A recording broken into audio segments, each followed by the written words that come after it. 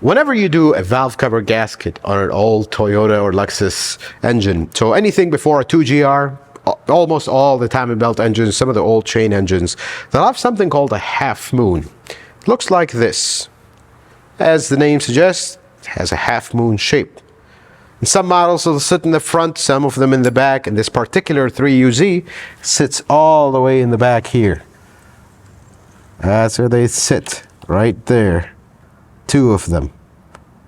So they're there for machining, so they had to put this plug just to cap the hole. Somebody did a valve cover gasket on this engine. I mean, they did everything right. God bless them.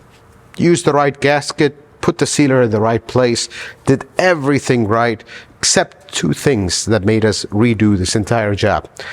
They did not reseal the half moons that they were leaking. If you look here, that's new sealer. That's brand new sealer.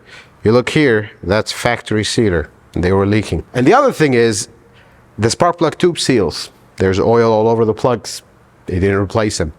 In some engines, like one comes to mind is 5VZ or the 1UZ, the original 1UZ with the distributors, they have a big round plug that sits in the back underneath a cam cap.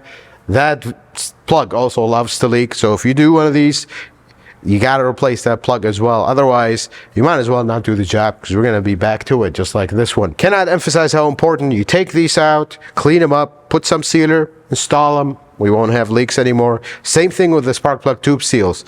The spark plug tube seals, when you look at them before you pull the valve cover off, you'll see them all wet with oil, and you'll see oil on the plug and on the coil and everything. That's how you'll know they're leaking. If you're going to do this job, do it once, do it right, be done with it. Then we don't have to go in after a year and redo the whole thing because it's leaking worse than we started with.